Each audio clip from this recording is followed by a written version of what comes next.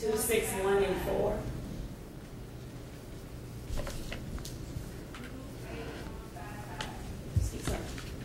I'm sorry, I'm already.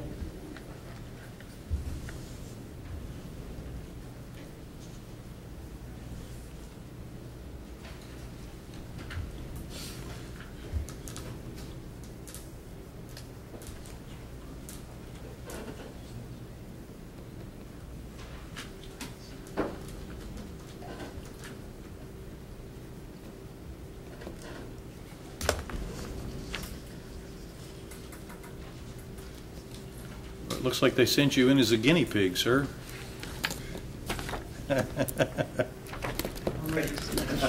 We got one anyway.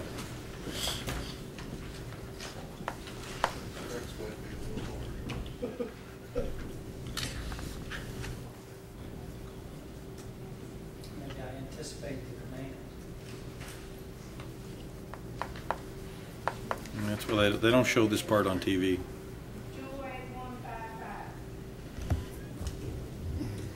28155.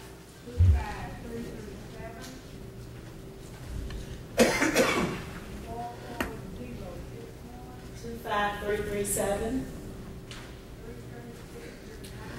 44061. 33639. 39844.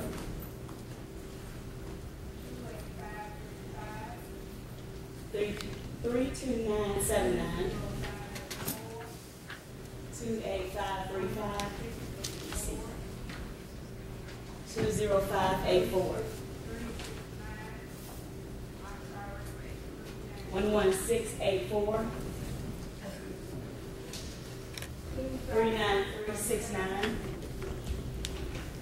25617.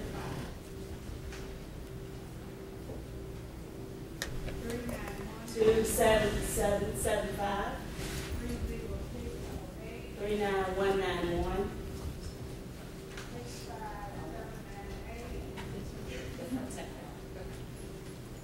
30648. 65798. 65805. 65862. 65880. Yes. 65921.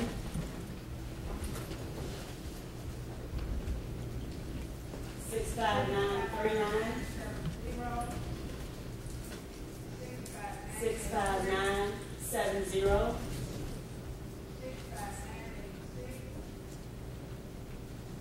65983. 65986. 65994. 66030. 66070.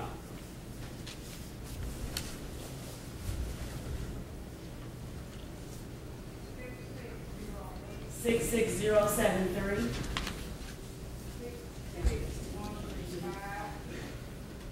66082. 66135. 66166. 66209. 66248. 66253. 66261. 66264.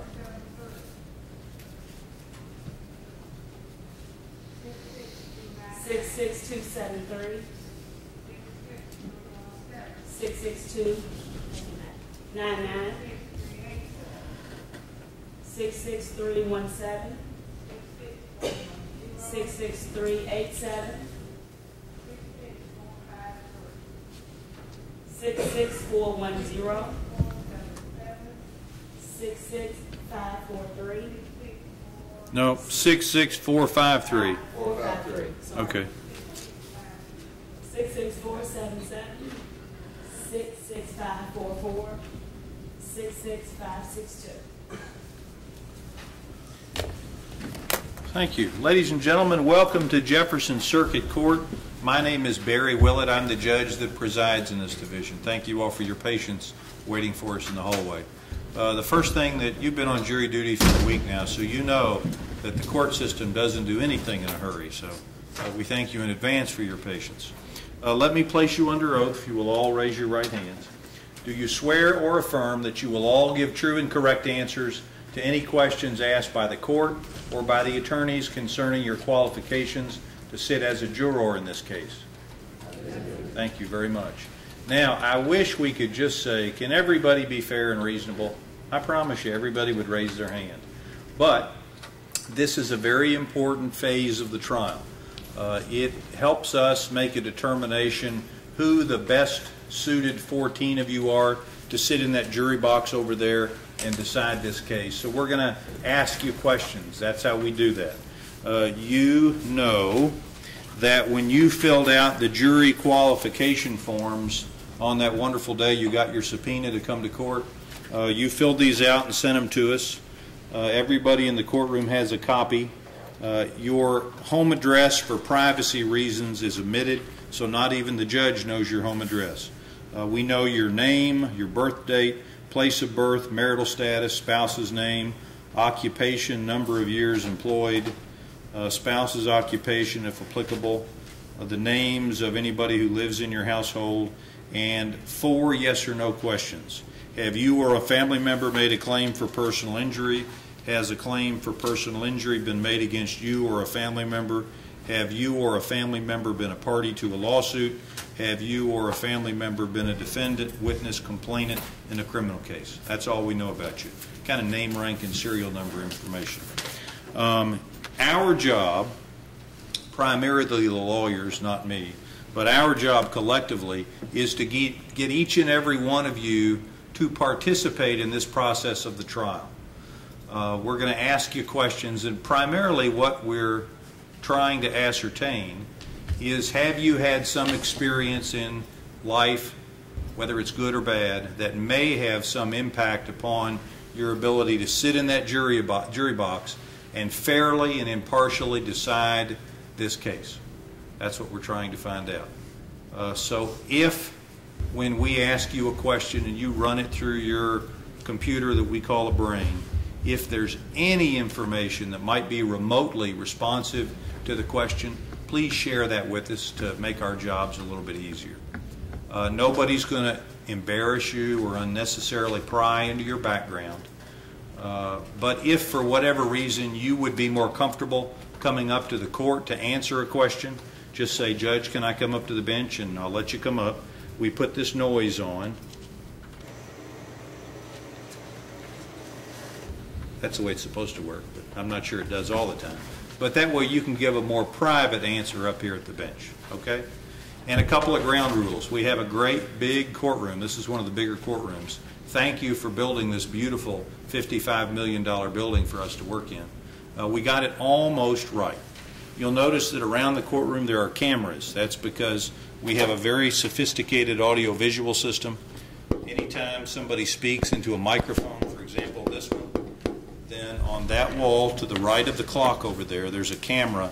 That automatically comes on and everything is recorded that we do in the courtroom. We didn't put microphones out there because here in Jefferson County we do jury selection a little bit differently than they do around the state. So a couple of ground rules. Anytime you're going to answer a question, first of all, raise your hand so we know who's going to talk. Tell us your badge number, because that's how we keep track of you, by that very personal badge number on our seating chart.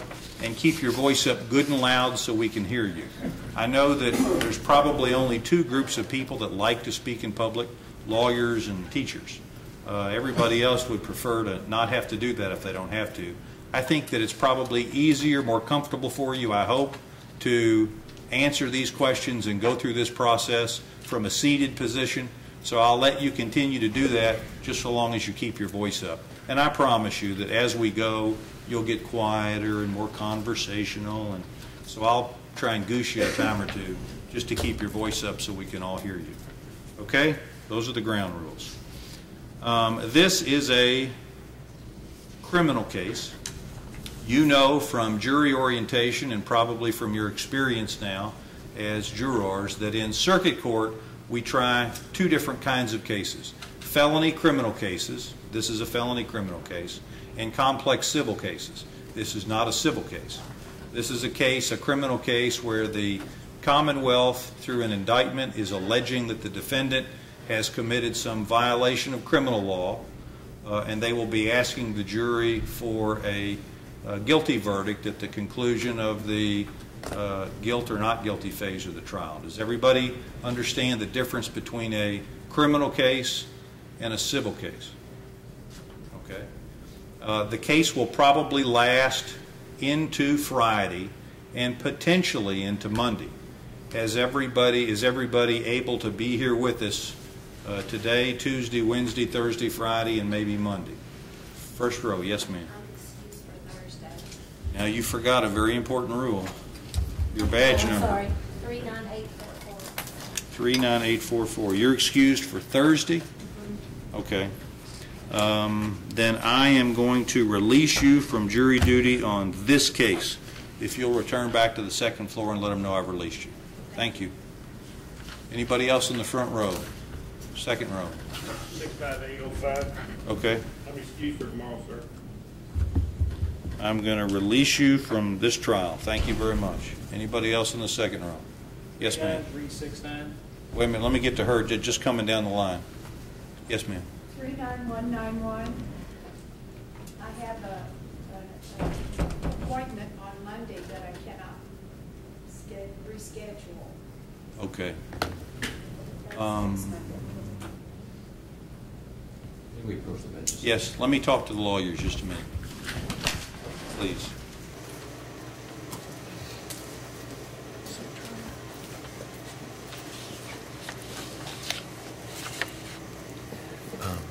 Because one thing, Judge, if you could give us an opportunity before they excuse to argue, okay?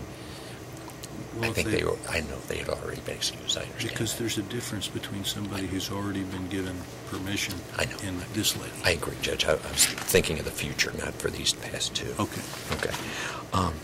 Judge, I think we'll be through Friday. That's my belief. He says his case takes a day. Mine. Oh, Yeah. okay. Okay. Well, I'll keep this nice lady. Yeah, I mean, we're writing down maybe, and if we got plenty of extras, and I assume you'll probably work out. Well, I think we'll be through Friday, and that's based on my conversations with them. I mean, honestly, Judge, my case, I hate this. It's just not going to be very long, I don't believe. Okay. I'll keep her. Thank you. Okay, thank you, ma'am. I'm going to keep you for right now. Yes, sir. 39369. I've been excused Friday.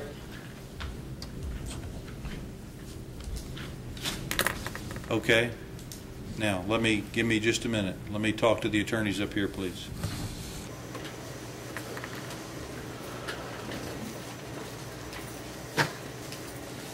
Judge, I assume what these people are have already been excused by the chief judge. Is that Right. Yes. So, I mean, even if you made some argument, Right. I mean, they've already been given administrative permission to not be here. I understand. So your argument would have no effect upon my Ruling. ability to be bound by the chief judge's ruling. I understand. I understand. Okay. Thank you, Judge. I'm going to release you from jury duty on this case. Thank you. Anybody on the third row? Yes, ma'am. 65939. I process payroll for my company, and it is Friday, and so I need to be in sometime tomorrow to be able to take care of that. So, Oh, they can wait a few days, can't they? well, it's for a bunch of pastors. They might be angry.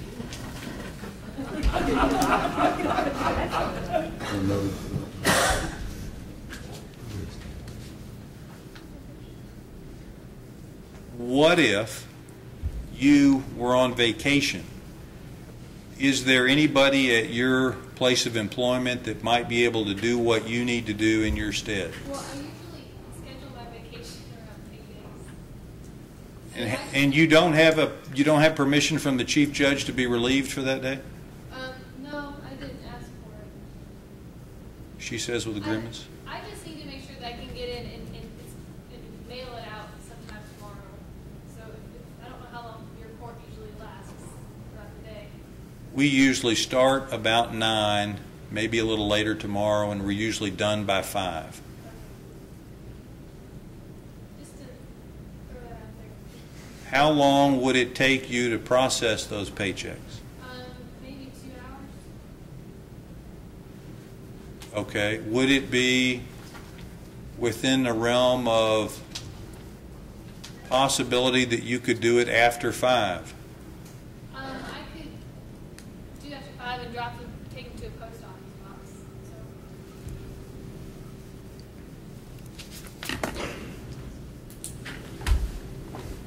I'm not going to release you yet or now.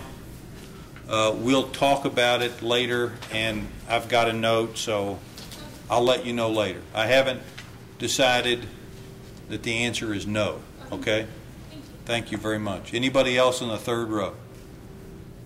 4th row? Yes, sister. Is sister the right term? 66253. Yes, ma'am. I've been excused for Thursday. Then I'm going to release you from jury duty. Thank you very much. 66253, that was your number? Yes, sir. Okay, thank you. Anybody else on that 4th row? Yes, ma'am. 66166, and just, I'll have to check with my work. I got approved to be out for 2 weeks. So if the trial went into next week, I'm not sure what they would. The lawyers are promising me that we're done on Friday. Or Saturday. No. So, but don't you, when is your last day? Don't you have to come in Monday? No, Friday's the last day. Beyond that, we have to pay overtime, don't we? Okay. All right, so you're good on Monday. Anybody else on the 5th row? Anybody on the last row? That would be the 5th row, the last row. Yes, ma'am. I'll be out of town. 66273. You'll be out of town? Yes, sir. And have you already discussed this with the chief judge? The person who scans us in. She said, okay. All right, I'm going to release you from jury duty on this case. Thank you. Anybody else on the last row? Okay. As I said a moment ago, yes, ma'am. I'm sorry. 28535. So you've waited until everybody else has spoken. So now you've got some really good arguments. That's a good tactic. Yeah, I have a doctor's appointment tomorrow at 9. Okay. Is it an appointment that is important to you, or is it one that you can reschedule comfortably? It's important. It is important to you. My endocrinologist. Well, you don't have to give me details. All right, let me talk to the lawyers. Hang on just a minute. If I can have the attorneys up here.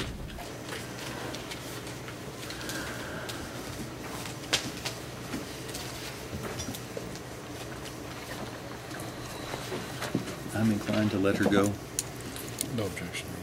Judge, I guess I would object. If it was obviously if it's an emergency appointment, that's one thing. But if it's scheduled and for some time, it would seem to be appropriate for an excuse.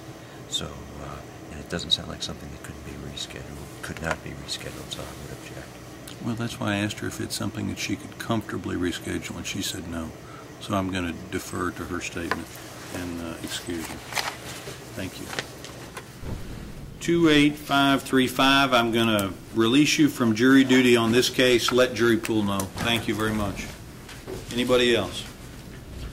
As I said earlier, we're typically in the courtroom from roughly 9 a.m. until roughly 5 p.m., give or take.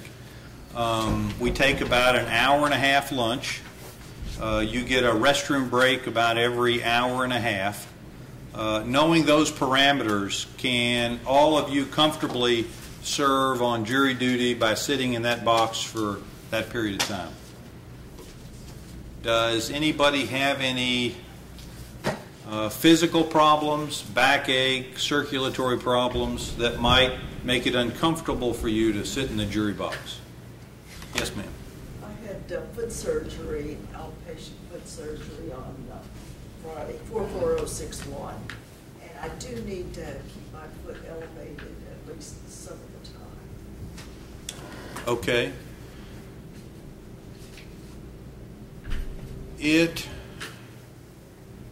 We will accommodate that however we have to, whether we put a chair in front of you That would be sufficient. or whether you want to park your foot up on the wooden thing there. Okay. However we have to do it, depending upon where you sit, we'll accommodate that. Will that work for you? Yes. Or even the juror next to you on either side, you can just lay your foot in their lap. That might work. Thank you. That would Whatever works. Okay. Anybody else have any medical problems that might affect their ability to sit comfortably in the jury? Does anybody have any eyesight problems that might affect your ability to see evidence, see exhibits, read jury instructions? Any hearing problems that might affect your ability to hear the evidence? This is a great big courtroom, and probably the dynamic that we're in right now, it's the hardest to hear. Once you get into the center of the courtroom, it's a little bit easier. But has everybody been able to hear me okay?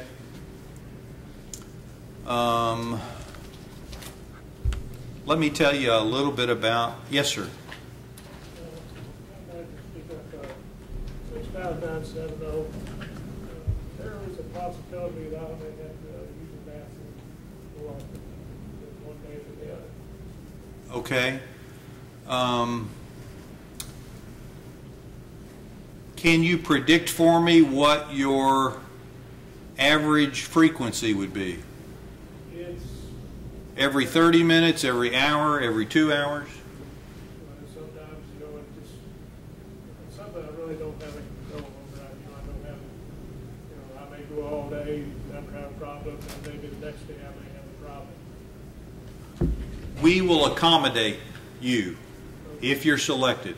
All you have to do is promise me that you won't torture yourself. If you got to go, all you do is say, Judge, it's time for a break. Okay. And we'll take a break. Okay? Yes. Thank you. And it's even a little bit easier because the restroom, we've got a restroom back here that you can go to quickly. Okay, thank you. Anybody else? Let me tell you a little bit about this case. This is a criminal case. The style of the case is Commonwealth versus John Thomas Jones. It is a criminal case. It involves a shooting that occurred on April 6, 2007 at or near the intersection of 37th and Broadway.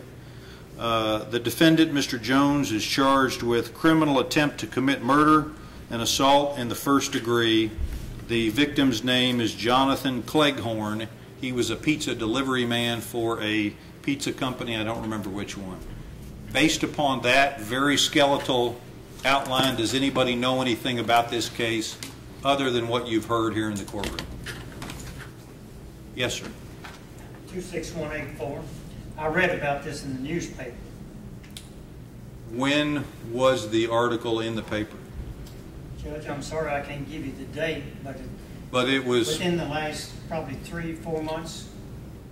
I just remember reading about the pizza man. okay. Can you come up here with us and chat more privately at the bench, please?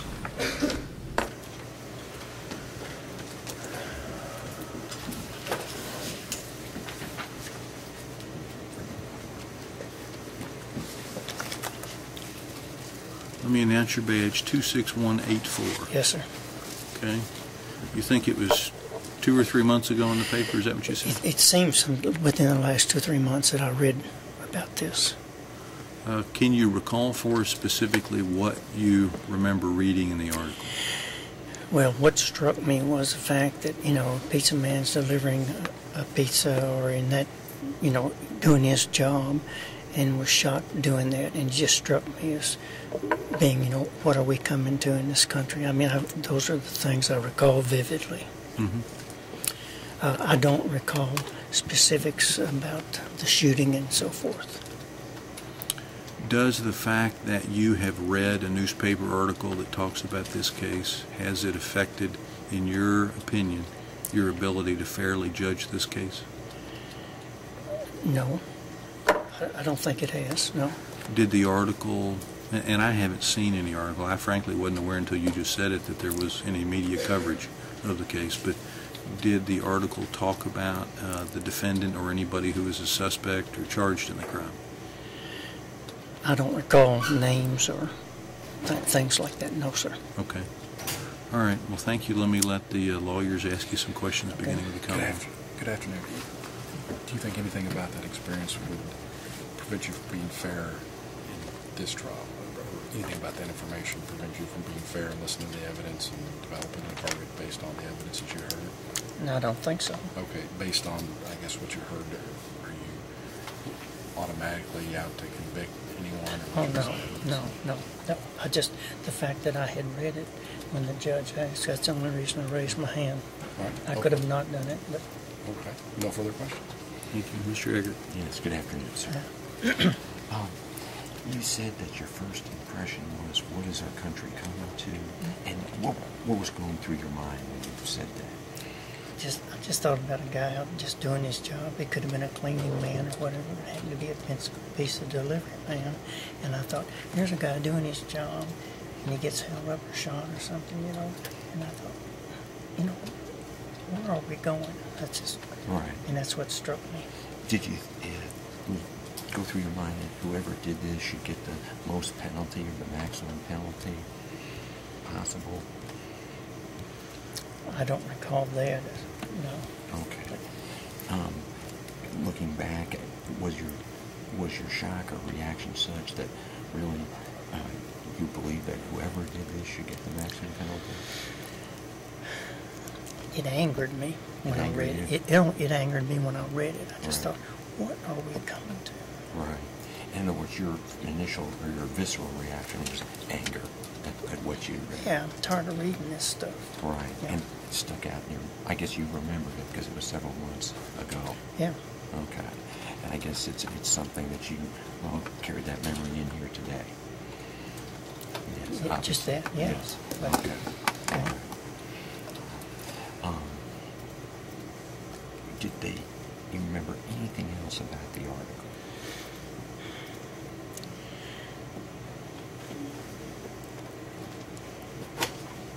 Nothing specifically, no. Okay. Nothing. Okay. Had they caught anybody, do you know? I don't recall that. Okay. No. All right. I don't recall that. I'm assuming that the paper that you read would have been the Courier Journal? That's right. Okay. Any other questions from counsel? Not from the Commonwealth. No. Thank you very much. Okay. Judge, I don't know how you want to do this, I presume, at the end, but I am going to move to strike him for cause. And we can argue that at the end, but I don't want to lose my motion by forgetting it. Right. Yes. And that's typically how I'd like to do it. Okay. Were you all aware that there had been any media coverage other than TV media? No, I don't think there could have been an article when he was acquitted on the murder. That mentioned the pizza case, yes. I don't know. But the point is he believes this is the case. Right. He believes it's his case. Yes, Yeah, I he think he does. does. Yes. Okay, thank you. Does anybody else think that you've heard anything, seen anything, read anything? Yes, ma'am.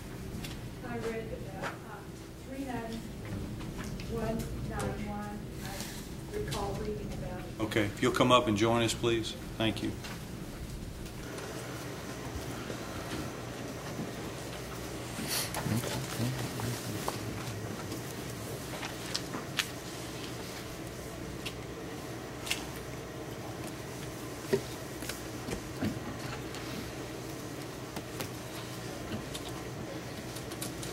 Let me announce your badge number 39191. 39191.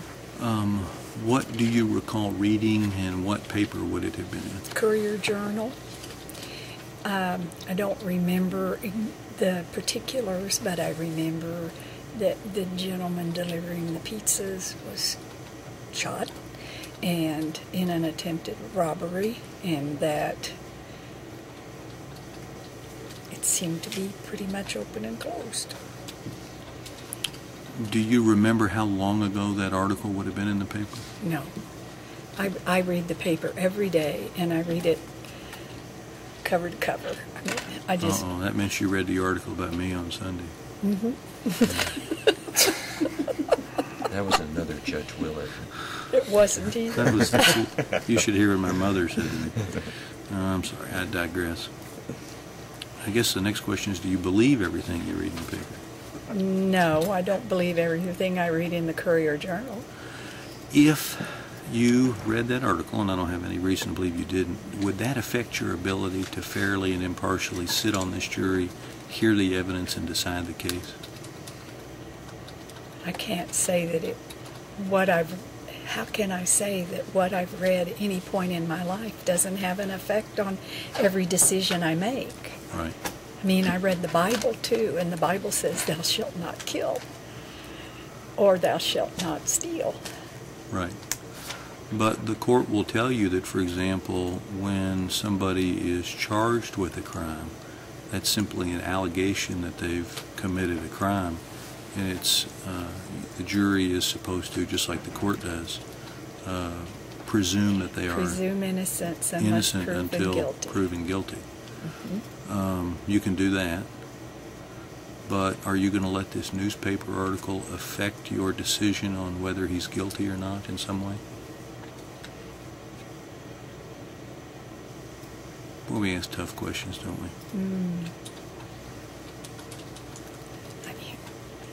I still say the same thing. Every bit of life experience affects how you make decisions. Do you remember, having not read the article, do you remember whether it said anything about anybody being charged with a crime? I remember I believe I remember them saying that the person was arrested. Okay. Now, I don't remember. I don't have total recall. Okay. All right, well, let me let the lawyers ask you questions, beginning with the Commonwealth. Thank you. Good afternoon. Good afternoon. My questions are probably somewhat a little like the judges, but we're just kind of kicking around here to see where you're at, or I think you're at least. I know you read an article, and I guess my question, it's undisputed that someone got shot. I mean, no one's saying that didn't happen, but I guess the real ultimate question I have is, have you made up your mind about who did it, or would you be able to sit and hear evidence with an open mind to determine who committed I it? can listen to evidence, but evidence such as GSR on the individual's hand, having possession of the weapon when they were arrested, or knowing where the weapon was located after the fact. You know, those things would weigh in on a decision. Right. I guess what I'm saying is, you're standing here now. Have you made up your mind about who did it? Would anyone start in a hole? Would he have to prove his client guilty? Or do you think something that you've already made up your mind about who did what? I mean, we know what happened out there. I'm just asking you, if you were on the jury, would you be able to listen to all the evidence? I would listen to the evidence. Would everybody start on a level playing field? I hope so. So? I hope so. Nothing further. Mr. Eggert? Yes. I'm an addict to CSI, guys. That's a whole nother line of questions I'm sure that we'll get into. I'm sorry. You had mentioned that you thought it was an open and shut case. I think you said something like that. It appeared open and shut. From what was in the article in the newspaper, but like I also said, the Courier-Journal's wrong on a lot of things. What did you mean by open and shut? That they had the person who did it? That they had the person who did it, and they had evidence to prove it. Okay. Knowing that at least it was reported that they had in essence, a strong case, or that they had the person who did it and they had the evidence to prove he did it, okay? Are you saying that during this trial you couldn't put that completely out of your mind? I understand we keep everything in our mind, or I don't, but some people keep a lot more than I do, but you know what I'm saying. Can you exclude it from your consideration, what you read? I would do my best. Okay. And that's all I can say. I would do my best to be fair.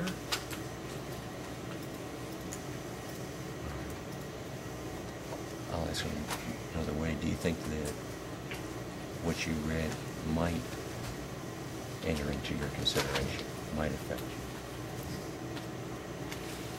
Well, the way it would affect it is the information that I heard in the process of the trial contradicted what I had read.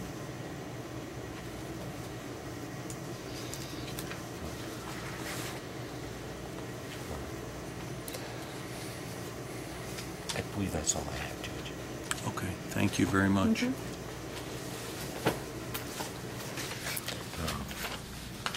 One minute. Judge, at this time we would move, and I know we're going to take it up later, but to strike 39191. No objection. Well, except that I know it's not going to object. We're going to take it up later. Right. Okay, thank you. Anybody else? Yes, ma'am, on the third row. Yes, come up.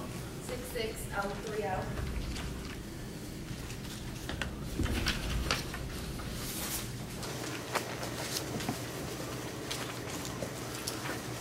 How are you? 66030. Yes, ma'am. I can't say that I heard anything, but I do live on that street. I live on 37th and Broadway.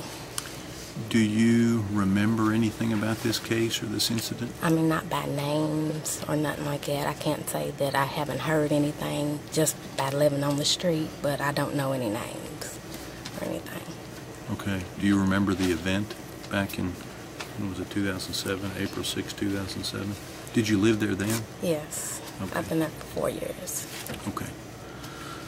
Do you think that if you're selected to serve on this jury that you can fairly and impartially decide the case? No.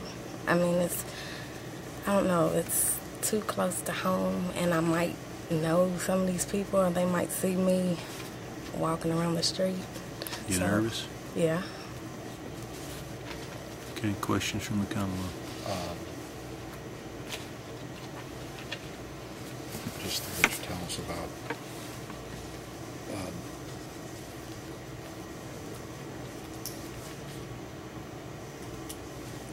I know you live down there, but that puts you in an awkward position when you have. Yes. And when you say, I guess, nervous about being here, I mean, some people are nervous about being in front of people, but some people are nervous about what might happen to them. Yes. Okay. Because it's too close to home. No further questions. I would like to ask, when you say look at 37th from Broadway, how far from Broadway are you? Well, I live on, like, towards River Park. Towards River Park? Mm-hmm. Okay. How many blocks are you from Broadway? It's the next.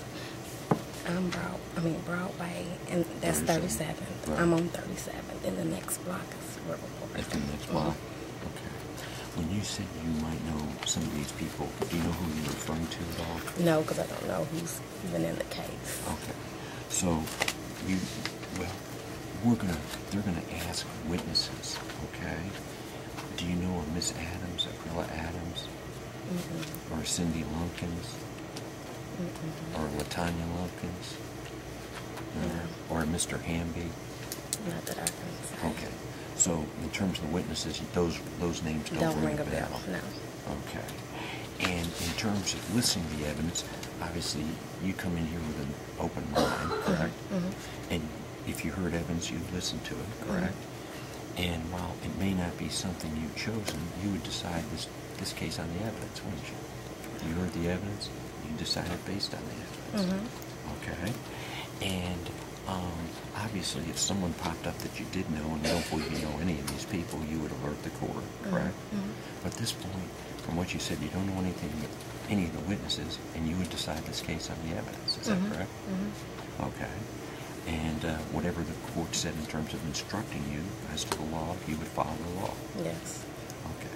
It's not something you've chosen to be a juror, but it's something you believe you could do. Mm-hmm. Okay. Thank you.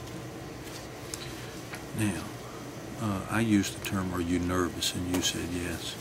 Are you concerned for your personal safety if you Yes. serve on this jury? Yes. I'm going to release you from this jury. Thank you very Thank much. you. Thanks. You can go back to the second floor. Judge, I'd object.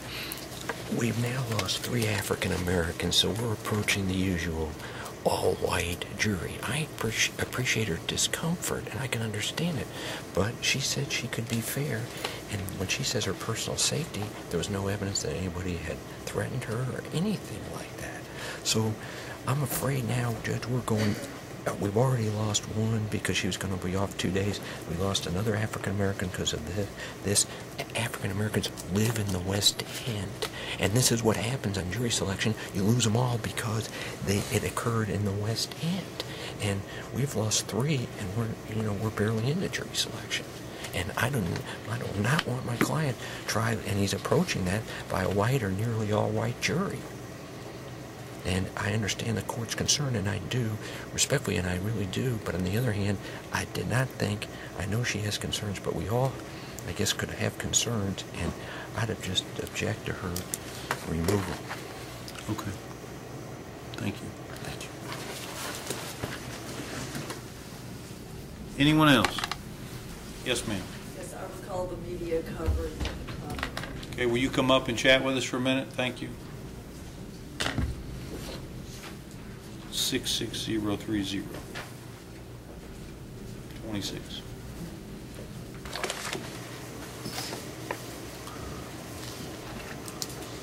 How's your foot doing? Oh, it's doing fine if I keep it up. It's always better if you have surgery instead of me. Well, exactly that. That's. All right, you remember media coverage? Was it television coverage or? I think it was television. It might have been television and newspaper, but I do Tell us recall. what you remember. It's just vague recollection. 44061. I'm sorry.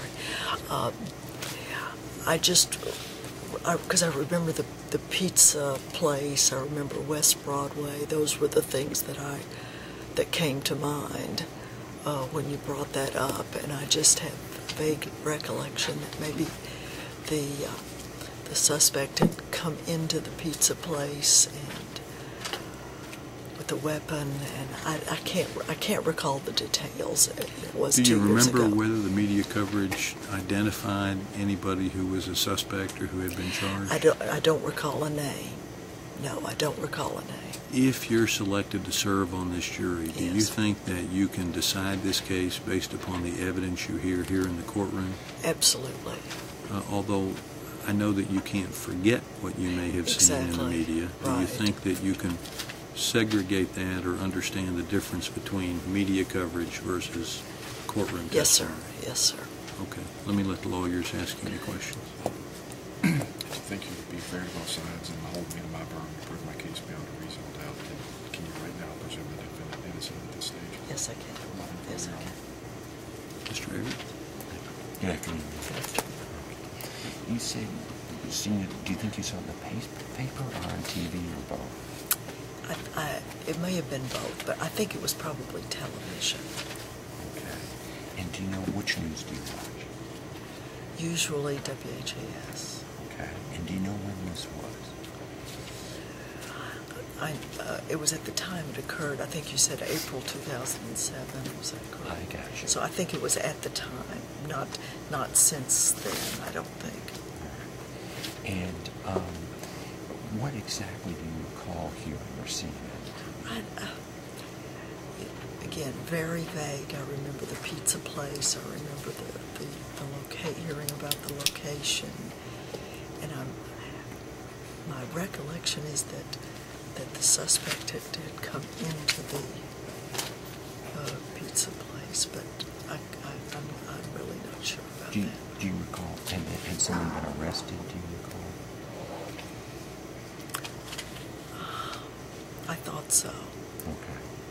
All right. And do you recall hearing anything about whether they thought they had the right person or it was a good case? Well, Okay. no, because usually they don't follow up too well with those kinds of Right. things. Let me ask you this. Obviously, you heard something. Let's say you're sitting in the jury. Right. I mean, we're all human beings. Do you think what you heard might influence you, affect you? Well, I hope not. I hope Okay. not. I will certainly, if I'm selected, try to be impartial. Well, I know that. I know that. Yeah. But do you think there's it would be in the back of your mind? Well, it probably would be in the back of my mind, yes. Okay. But at the same time, you think you could control that? Yes, yes. Judge, I don't have any further questions. Okay, thank you very much. Thank you, thank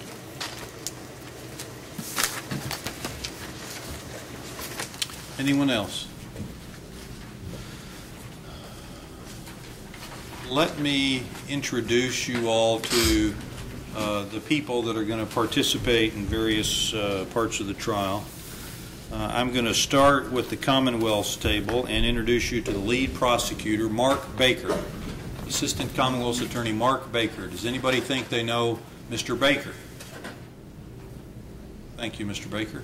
And if we get 10 minutes, 20 minutes, 5 minutes down the road and you think, oh yeah, I know Mr. Baker, I see him in Kroger every Saturday afternoon, you don't get any penalty points for speaking up.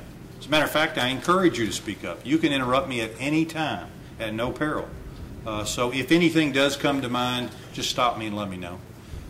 Seated next to him is Assistant Commonwealth's Attorney Evan Spaulding. Does anybody think they might know Mr. Spaulding? Thank you, Mr. Spaulding. Seated at the defense table is Attorney Rob Eggert. Does anybody think they know Attorney Rob Eggert? Good afternoon. Thank you very much. Seated next to him is Mr. John Thomas Jones. Mr. Jones, if you'll stand up and let the jury take a look at you. Anybody think they may know Mr. Jones? Thank you, Mr. Jones. Seated next is Attorney Artie McLaughlin. Does anybody think they know Artie McLaughlin? Thank you. Last but not least is Mr. John Blake, and he works in Mr. Eggert's office and will be assisting Mr. Eggert with certain technology issues during the trial. Does anybody think they know Mr. Blake? Thank you very much. Now, in a criminal case, as I said earlier, the defendant is presumed innocent.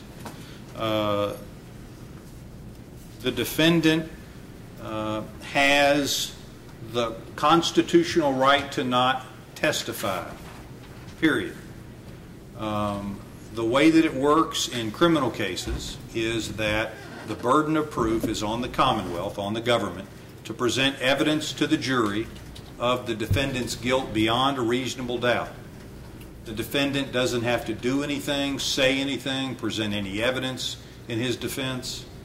If the jury is not convinced at the close of the Commonwealth's case that the defendant is guilty beyond a reasonable doubt, and if the defendant doesn't present any testimony, then what's the jury verdict to be? Not guilty. Right. That's the way it works. That's why the burden is on the Commonwealth.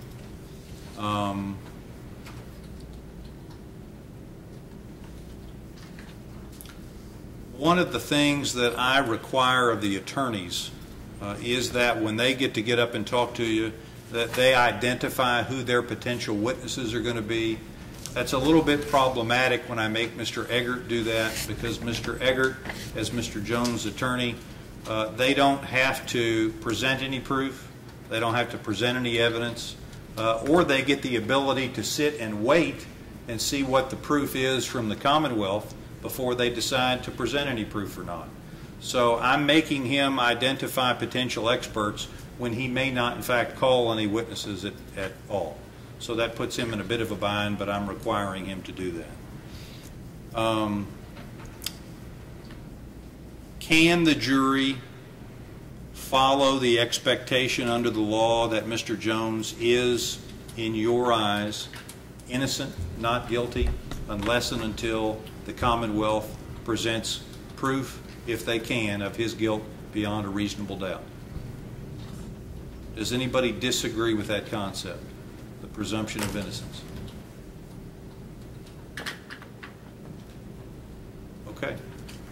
let me turn the podium over to the Commonwealth to ask you additional questions on voir dire. Thank you very much. Mr. Baker. Good afternoon, everyone. As the judge told you, my name is Mark Baker. I'm an assistant Commonwealth attorney. You guys see me, but I will inform you that I do work for the Commonwealth attorney, David Sinclair. Does anyone here have a personal relationship or know him outside of the work context? Commonwealth primarily is going to bring its proof to you through people who sit there on the stand and give you testimony. And I want to read you a list of names that are people, possible witnesses. Not here from all of them, but possible witnesses. I want to try to determine if you know any of them. I know a lot of people have the same name. Like Brett Smith, or Michael McDonald, Brett Smith. I'm going to try to identify them by police officer or not. But Officer Jason Grissom, Detective Kenny Nart, Sergeant John Pullen, Detective Lee Whalen, Detective Drew Willoughby, Sergeant Ernest Jones. Those are all police officers. I think those names ring a bell with me. Yes, ma'am. If you would give us your number. 65921.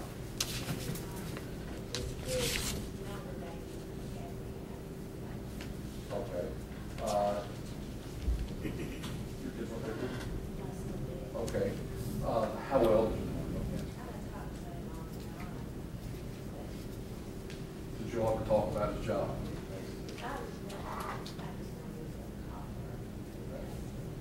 Let me ask you this. The fact that he's a cop and he's going to be testifying in this case, do you think that would affect your ability to fairly judge evidence?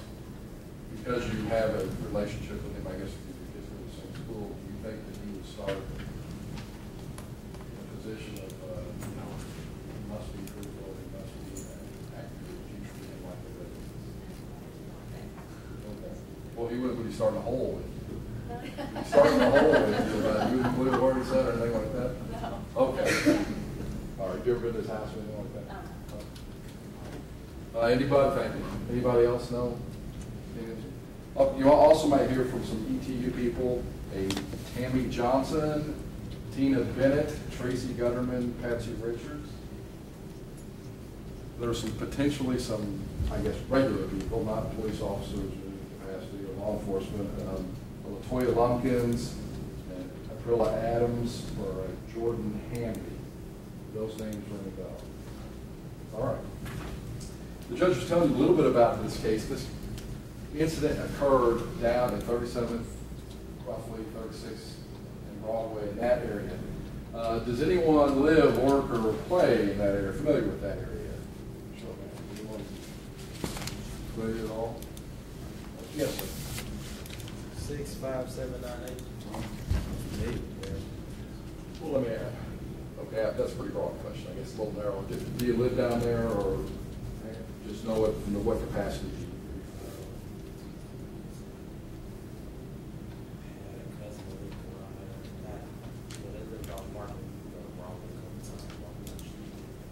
Okay.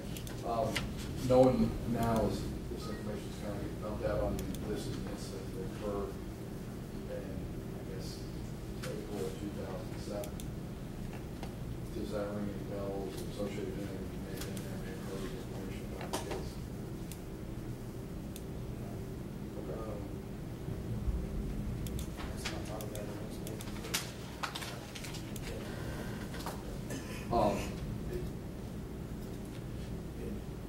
In terms of hearing someone talk about it, was that one of your friends or cousins down there?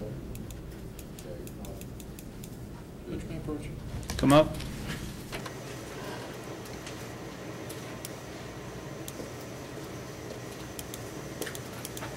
I was going to ask him what was said, but I don't want to do it in front of the panel unless y'all don't care. But He's speaking very quietly. he said he's heard about the case in general, and before he went out and told us what he heard, Let's I bring thought him he up. might do it. Sir, could you come Sir, can you come up? before him?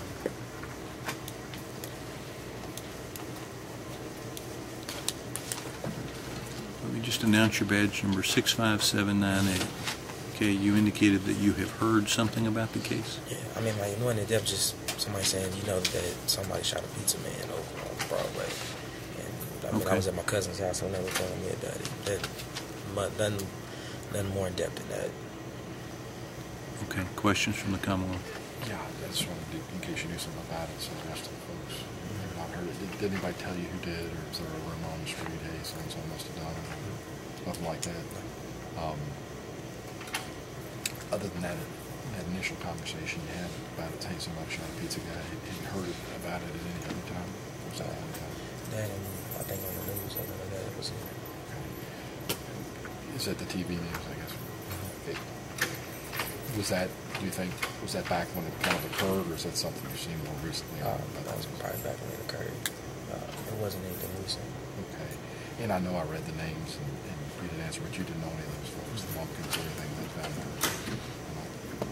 Okay. Do you think anything about you kind of hanging out there sometimes and cousin down there? Do you think there's anything about that or the information you heard or anything that might cause you to be unfair to either party in that case? Okay. Nothing further.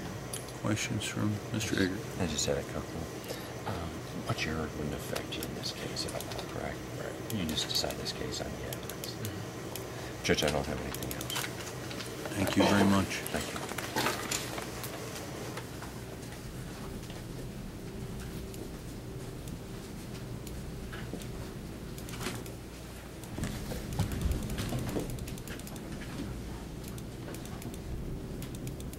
All right, we parted there on the question of is anybody familiar with that area, been around that area anytime? Name, if you would, I'll hold back there. 66082. 66082. I'm familiar with the area, but I'm not sure. Okay. And just in general terms, how are you familiar with it? Did you work down there? Were they going to school down there back in 2007? Yeah. All right.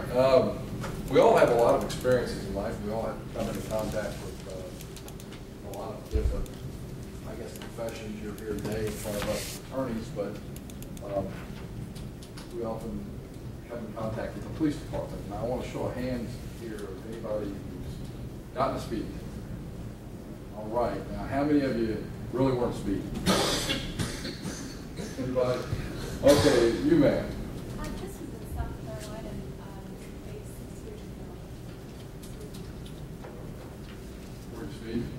Okay. Yeah, all right. Anybody else here had the experience of not been speeding and got a ticket? I asked the question because one of the primary ways for information to come to you, to witnesses, as I told you, is going to be the police department. Does anybody here have had any experience with law enforcement, whether it be LMPD or sheriffs or out of town, that I'm going to throw over pretty broad that's been less than positive? I'm going to work my way back, and I rode in, and I don't see any hands in front row, so I'm going to work this way. Yes, ma'am. 2017, children, and children involved with the police. Okay. Tell me what about that experience was kind of Of the police. Okay. How long ago was this involved?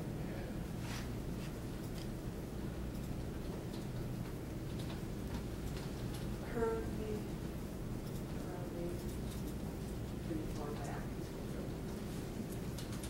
Anything about currently pretty far back that would make you, I guess, look at these officers in a different light? You're going to have to start the whole in terms of the credibility or the truthfulness they're not saying or anything like that? No. Yes, sir. 65798. 3 years back, I was just walking down the street. I had my neighbor on me. I guess I didn't know this officer was trying to ask me some questions. And he pulled me. I was crossing the street. He pulled up, cut me off. And he hit me up and asked me why didn't I stop. Again, Okay. That was different.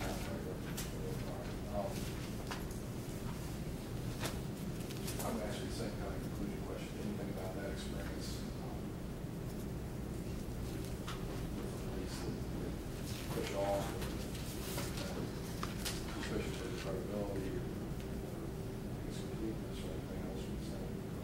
Because after that, I worked with the police officer that made me feel I made it. You don't remember the name of the officer? Didn't ring a bell, does it? All right. Back down the third row. Fourth row. Okay. Some of you have probably answered this question, not this question, but given this information to the judge or to me already, but is there anyone here who's been a defendant, a witness, or a complainant in a criminal case? I'll start with the inside. You've got the back row. Start here in the front corner and work my way around. Yes, sir. You know, 3 days ago, I sat seven case, Okay. All right. Was that here? That was during your service up here at circuit court? Okay. Anything about that experience put you off? You know, anything about that experience make you not want to smell another good? Okay. Thank you. Yes, sir. road security, so. Okay, your badge number. 252. Anything about that, I guess, interaction or experience with the court system that you say, no way I want to see your badge? Okay. Coming back to the second row. Yes, ma'am. Your badge number, please. 27775.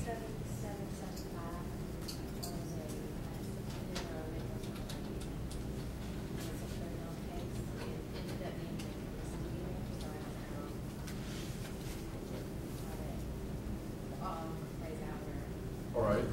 Over there. Yes. Okay. All right. Anything about that experience? All right. Thank you. All right. Yes, sir. Sort of contact when I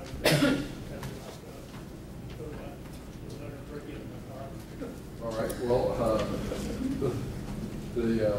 I understand it was 40 years ago, but let me ask you about anything about that experience if you're not want to, or that affect your ability to get your rules. Not a question. Okay, thank you. Anybody? Okay, fourth row, working on the back. Yes, ma'am. Several years ago, I was a social worker and investigated child sexual abuse cases. There was some calls and witnesses on some. Okay. That's more than one time? Yes. Okay. Anything about that experience, especially being involved in the, I guess, on the court aspect of it, the investigating aspect, make it affect your ability to be fair or affect your ability to want to participate in these proceedings? I think given my experience, I think I did a good job because that's what I did. I gathered information and facts. And you'd be comfortable doing that? Mark, I'm sorry, I didn't get the badge number. 66387. And small start, I skipped one. 66166. And it was a very long time ago, about 2 years ago.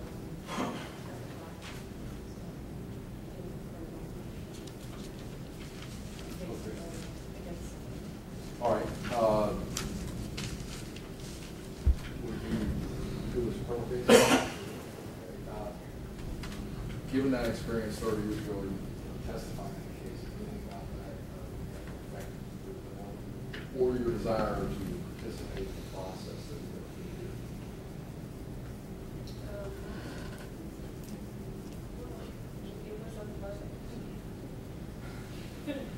What's it? So the waiting around with the unpleasant part of the actual participation in the trial?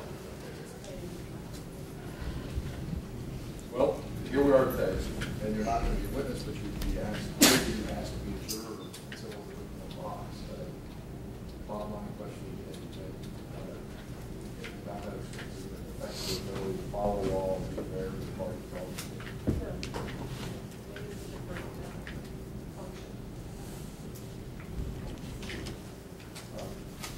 Anybody else?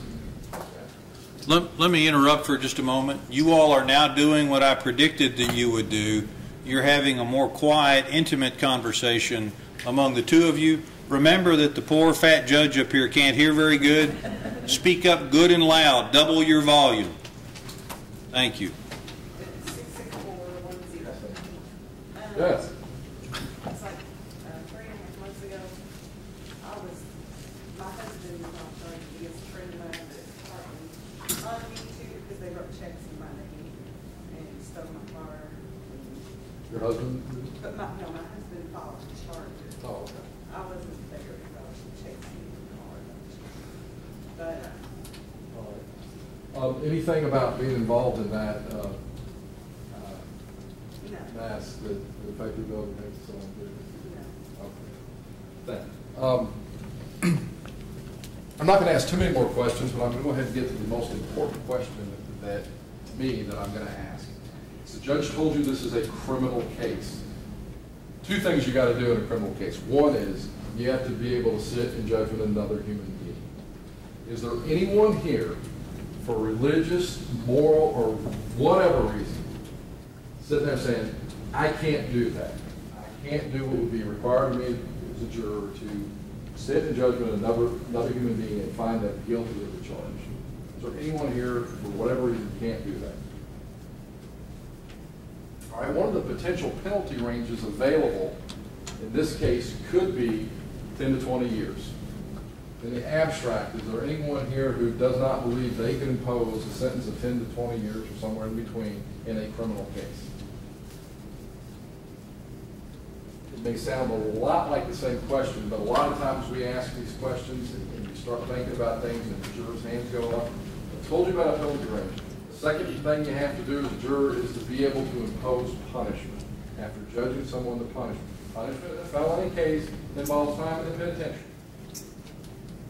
Is there anyone here who doesn't feel, maybe they feel they could judge someone, but doesn't feel that they could comport with the law in the second part of a trial, which is to impose a punishment? Anyone here?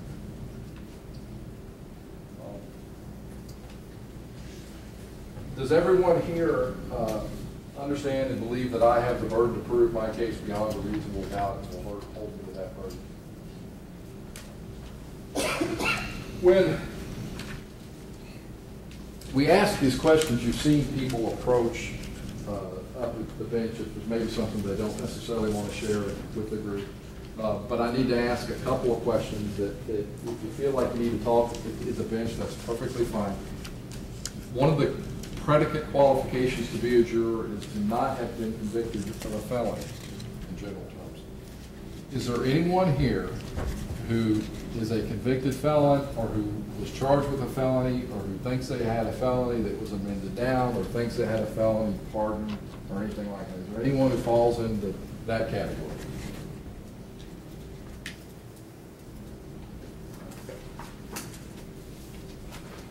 Is there anyone here who's, a few of you talked, who's been a victim of a violent crime or had someone close to them be a victim of a violent crime?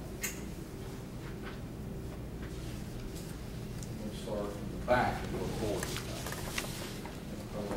You, sir, if you would give us your badge number. 66135. My sister was a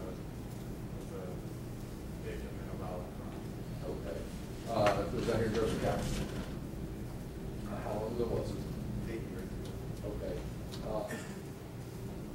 Given the fact that someone close to you has been a victim of a violent crime, do you think that that's something that would affect your ability to be a fair and impartial juror in the case the judge is giving you a brief outline of your case?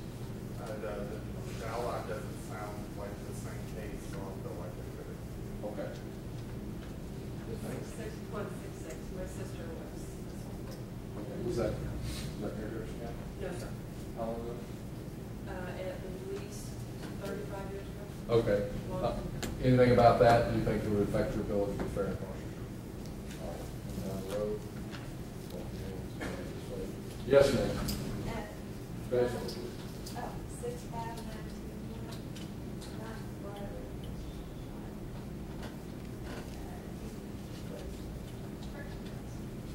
Okay, was that here in Jefferson County? How long ago was that?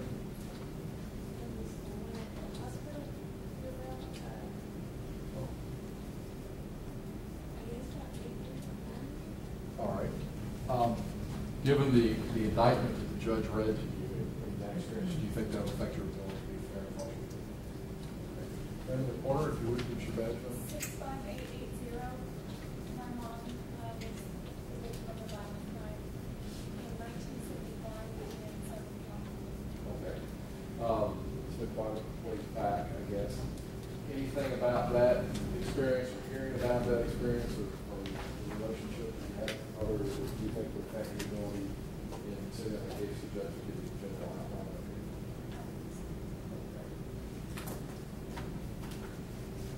Yes, sir. Can you get your badge on? 65798. Last year, my cousin shot 5 times. Okay. Was that here in Jefferson County?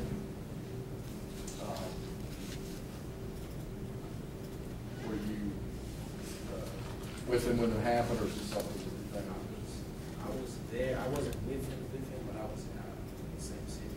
I was visiting. Okay, let's see. That's good.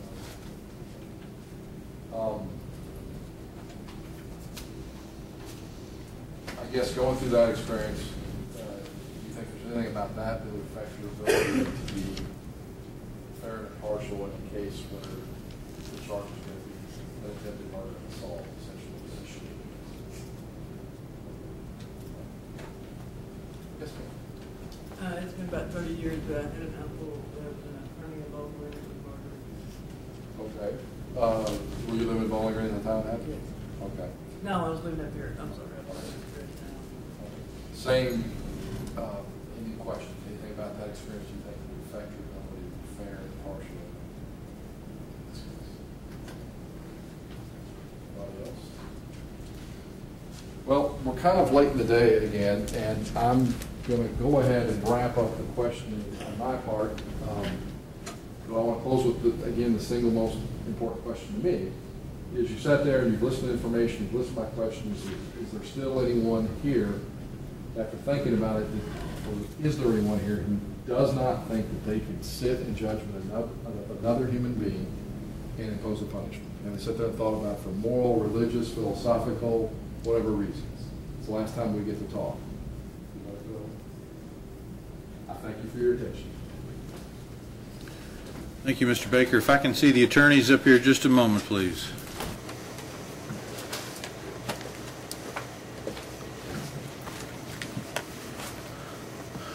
I am inclined to let them take a restroom break before we begin with the defense volunteer. That's right. Do you have any feel for how long your volunteer is going to be? I think it'll be a while, Judge, honestly. Okay. I mean, honestly, good probably qualification. an hour and a half, 2 hours, something like that. What if we take all the polling questions out? I'm not polling the jury. All right, let's take a restroom break, and we'll probably adjourn at some point around 4 today. That's fine. And let you See finish how up in the morning. That's fine. Thank you, Judge. Ladies and gentlemen, let's take a restroom break, but before we do, before you jump up, let me read to you what we call the admonition. I'm going to read it directly out of the judge's book, and then I'll decipher it for you.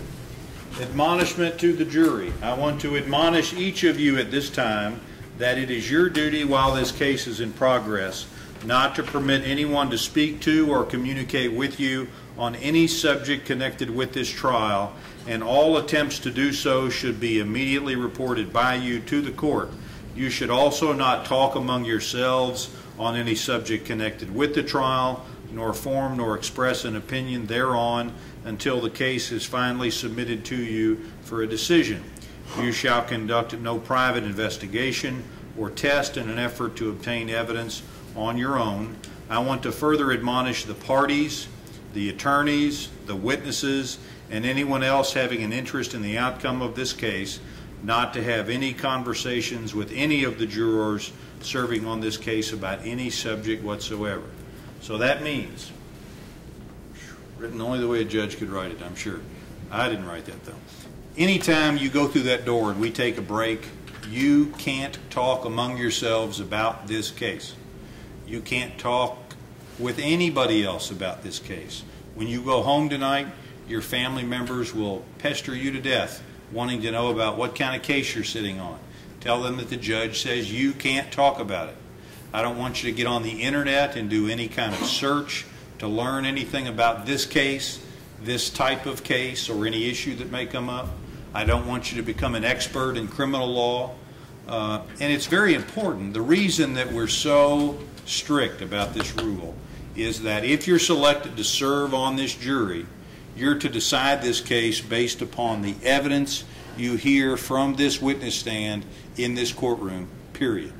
So we don't want anybody to think that because you've talked out there or you've talked to anybody else that you have been influenced to decide the case in any particular way. That's why we're so concerned about it. That's why we give you a juror badge, and people are not supposed to talk to you about the case. Everybody agree to that? Thank you. And when you come back in, I'll have to say, did you follow the admonition? And you will hopefully dutifully say, yes. When I say the admonition, that's the last time I'll read it to you in that long form. I'll just remind you to follow the admonition. Don't discuss the case among yourselves. Don't discuss the case with anybody else. Now, remember what row you're in, what seat you're in. There's not really a seat number, but remember who's to your left and who's to your right, because we've now taken notes based upon where you're seated on our seating chart, and we need you to get back in that same seat, or you're going to see about a half dozen grown-ups cry. So, okay? Let's take a 10-minute restroom break. Be ready to come back in as a group at 10 minutes after 3. The deputy will come and get you. Thank you.